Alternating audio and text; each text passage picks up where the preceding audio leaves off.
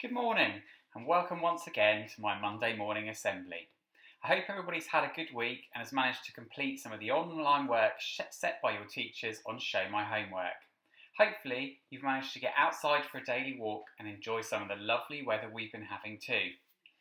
Now this week I've chosen a story that's one of my favourites and a craft activity that once again fits well with the story. You won't need very much for this, just a piece of A4 paper and a pair of scissors. So you might want to have those all ready and waiting to go. Okay, so the story I've chosen is one that I used to read to my children when they were very little, and they loved it and used to ask me to read it again and again and again. So I thought this week I'd drag it out and share it with all of you. It's a story called Dream Big, Little Pig. Okay, here we go. Poppy was a pig, a pot-bellied, waddling, toddling pig. She was a pig with dreams, and she was a pig who dreamed big. She wanted to be a star. Poppy had always dreamed of being a posh prima ballerina. She tried out for Swan Lake, a famous ballet, but Poppy was not graceful. In fact, she was quite clumsy. "Follow your dreams," said Poppy's mother, who loved her no matter what. "You go, girl," said Poppy's grandparents, who were her biggest fans. "Dream big, pig," said Poppy's best friend, Emma, who was always there for her. "Dancing is just not for you," said the people in charge of the ballet. "Try something else." So Poppy tried out for Singing Stars, a popular chorus competition. She had always dreamed of being a soulful singer. But Poppy sang off key, and to be honest, she couldn't really carry a tune. "You go, girl," said Poppy's grandparents. "Follow your dreams," said Poppy's mother. "Dream big, pig," said Emma. "Singing is just not for you," said the people in charge of the competition. "Try something else." So Poppy tried out for Supermodel Search. She had always dreamed of being a big-time, splashy supermodel. But Poppy was not very glitzy or glittery, and she even tripped on her fancy gown. "Follow your dreams," said Poppy's mother. "You go, girl," said Poppy's grandparents. "Dream big, pig," said Emma. "Modelling is just not for you," said the people in charge of the search. "Try something else." But Poppy didn't know what else to try. As she wandered through New Pork City, she began to wonder if her dreams would really come true. Poppy was just about to give up when she heard her mother say, "Just follow your heart. Remember, we love you no matter what." And her grandparents cheer, "We're your biggest fans." And her best friend Emma squeal, "We're here for you." Poppy smiled. She knew just what to do. When Poppy thought about all the things she truly loved, her friends and family were at the top of the list. So, the next day, Poppy invited Emma for a pig's day out in the park. While giggling and strolling along, they spotted an ice rink. Poppy and Emma watched the skaters skimming and spinning, swooping and sizzling on the ice. Poppy soon realised it was the most beautiful sight she had ever seen. Her heart danced with joy. Emma saw a twinkle in Poppy's eye and high-fived her friend. "Dream big, pig," she cheered. So Poppy waddled and toddled right up to the teacher and said, "I think I'd like to be a spectacular ice skating star." "A pig on ice?" the teacher pondered.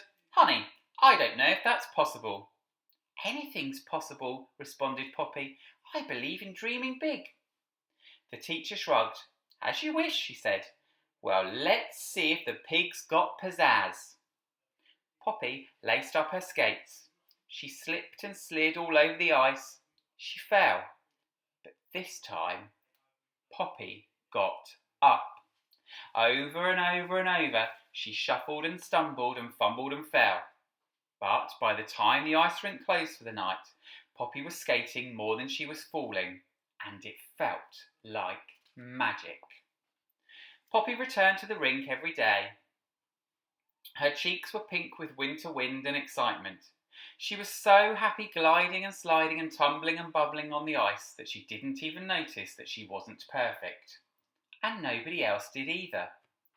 Now, a most persistent pig, Poppy learned to twirl and swirl and do dips and lunges and splits. Poppy learned to do jumps and spirals and lifts. Before she knew it, more and more skaters stopped to watch Poppy practice. She was quite a sight. She even had her picture on the front page of the newspaper. Poppy felt like a star. Some of her fans made t-shirts that read, "Follow your dreams," and others wore hats that said, "Dream big, pig," and tote bags that declared, "You go, girl." Poppy's dreams had come true. Time went by, but Poppy didn't stop dreaming. One day, she decided to be a pilot. She wanted to parachute and be the first skydiving pig. "When pigs fly," said the other pilots. But they did not know Poppy. She was a pig who dreamed big. And that's the end of the story. And now for this week's craft activity. So this week you'll just need a piece of A4 paper and a pair of scissors. And we're going to try and do something that fits in with the book. So we're going to make a paper pig. Okay, so we need our A4 paper and our pair of scissors. And the first thing we're going to do is create a square like we had before. So we fold from the corner up, and then we take our scissors and we cut off the rectangle that's left to one side. Remember, be careful with your scissors, and if you need someone to help you, just ask an adult. Okay, when we're finished with that, we're just going to pop our scissors and our rectangle to one side as we don't need either of these anymore. Now we have a square. Okay, the first thing you need to do is fold your square in half.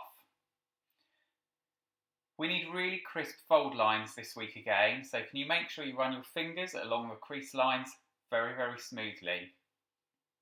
Okay, we're going to open it up, and we're going to take one half of the paper, and we're going to fold that one half in half again, and we're folding in towards the middle, just like so. Okay, again, run your fingers along the crease line.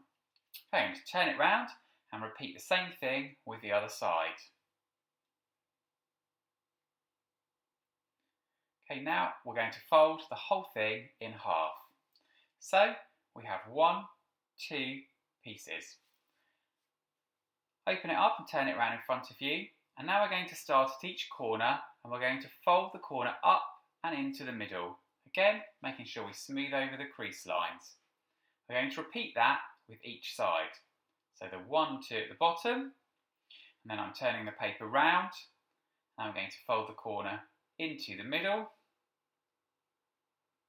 That's the third one finished, and then the final corner. And we should now have all 4 completed. 1, 2, 3, and 4. Okay, for our next step, this is the slightly tricky part. We're going to start with the first corner. We lift it up and we fold under. So it goes inside, tucks in, and the crease line that we've just made, we need to fold back on itself and then flatten it down. And we end up with this little triangle flap at the top. It looks something like this. Again, I'm going to run my finger over all the creases to make sure they stay in place. And then I need to repeat this with each corner.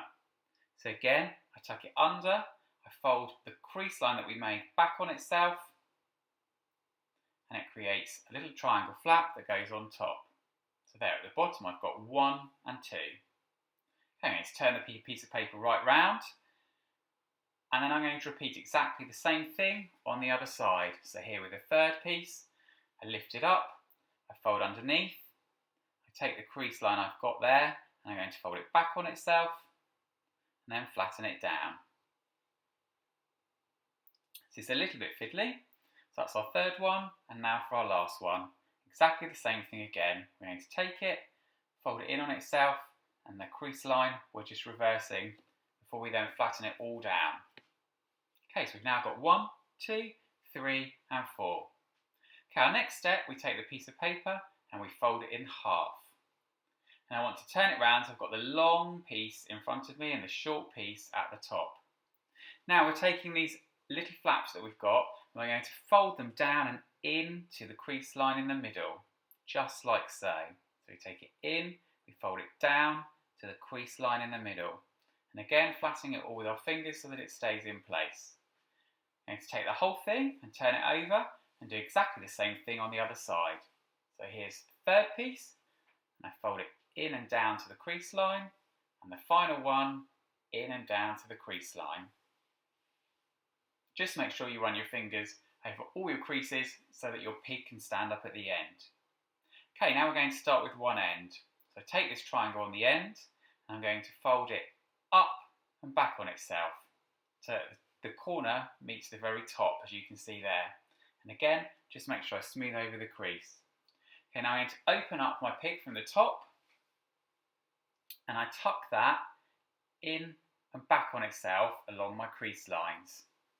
Okay, and just flatten it over. And my last bit, I need to grab the top of the piece I've just folded, pull it out very slightly, then I'm going to pinch the whole thing and flatten it down so that it looks like so.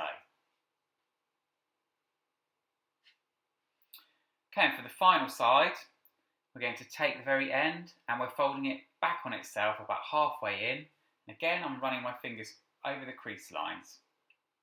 And again, we pick up our pig, and from the very top, we fold that piece in. This is the last little fiddly bit. When we're finished with that, we need to do exactly the same thing as before. We'll open it up, we're going to pinch the very corner and just pull it out a little bit, and then flatten it off. Okay, and that makes our snout. For the final step, if you want to, but you don't have to have ears, you can take here, right near the snout, and we're just going to fold over a small piece here, and then do exactly the same thing on the other side.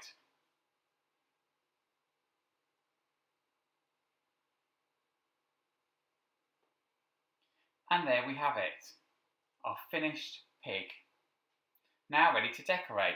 So he looks like this when he's plain, and then I've gone for traditional decoration, and there's my pig. But you might decide you're going to go for something like Poppy in the story. Maybe give your pig some clothes and a hairband. Maybe put a funky jumper on them if you want to. Or you could do a multicoloured pig. Hopefully you've enjoyed the story and the activity, and I can't wait to speak to you all again next week. Have a lovely week, and remember, stay home and stay safe and take care of those people around you.